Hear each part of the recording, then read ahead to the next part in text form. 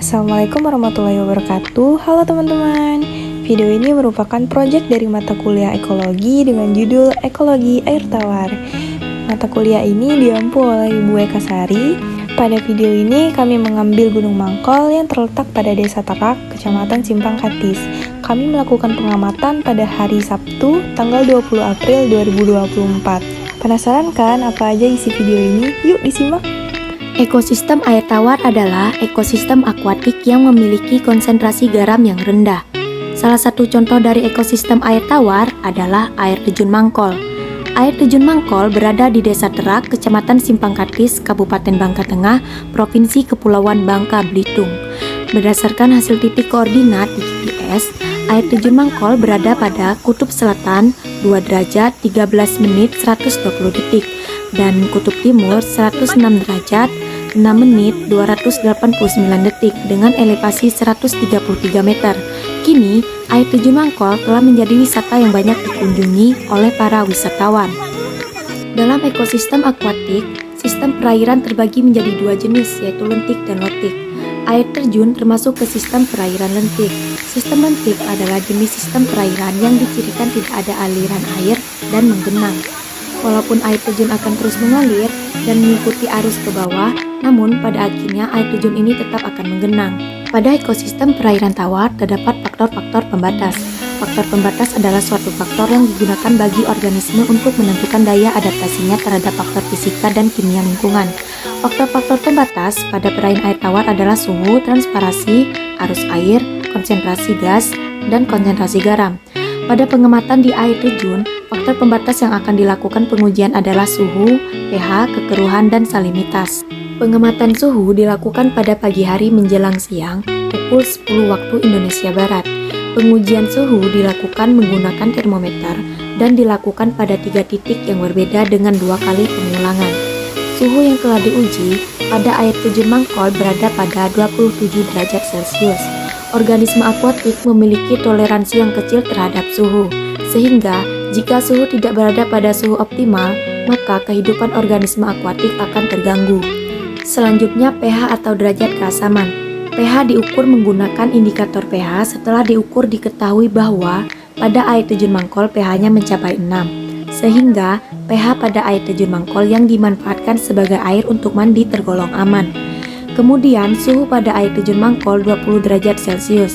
Selain itu, pada air terjun Mangkol terdapat fauna yaitu ikan tanah, di mana hal ini sesuai dengan penelitian bahwa menurut Tamam dan Aji, tahun 2022 mengatakan bahwa nilai derajat kenyamanan atau pH yang cocok untuk ikan air tawar adalah antara 6 sampai 8, sedangkan suhu adalah antara 26 derajat Celcius hingga 30 derajat Celcius. Untuk cara penggunaan refraktometer yaitu pertama, lakukan pembersihan bagian tengah lingkaran refraktometer menggunakan tisu dan aquades.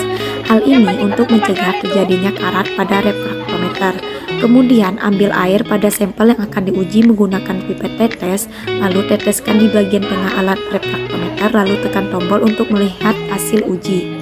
Hasil uji akan keluar pada layar refraktometer dan hasil uji salinitas dengan satuan persen. Setelah digunakan, bersihkan kembali alat refraktometer dengan menggunakan tisu dan aquades untuk mencegah terjadinya karat. Organisme-organisme pada sebuah ekosistem dalam membentuk sebuah populasi dan komunitas. Populasi adalah sekumpulan individu lebih dari satu dengan spesies yang sama dan hidup di tempat yang sama. Dan komunitas adalah sekumpulan dari berbagai populasi yang menempati wilayah yang sama. Pada pengamatan, di dalam ekosistem air tawar yang tenang dan jernih, terdapat beberapa flora yang didapatkan pada saat pengamatan berlangsung. Antara lain yaitu lumut, paku-pakuan, rumput-rumputan, dan jambu-jambuan. Salah satu komponen penting dalam ekosistem ini adalah keberadaan lumut-lumutan yang tumbuh subur di bebatuan yang tidak terkena air. Keberadaan paku-pakuan, rumput-rumputan, dan jambu-jambuan yang tumbuh subur di luar daerah perairan air tawar. Tetapi, jambu berada sedikit lebih jauh dari daerah perairan air tawar. Komunitas yang ada di ekosistem air tawar Mangkol meliputi populasi lumut, populasi paku-pakuan, populasi rumput-rumputan, dan jambu-jambuan.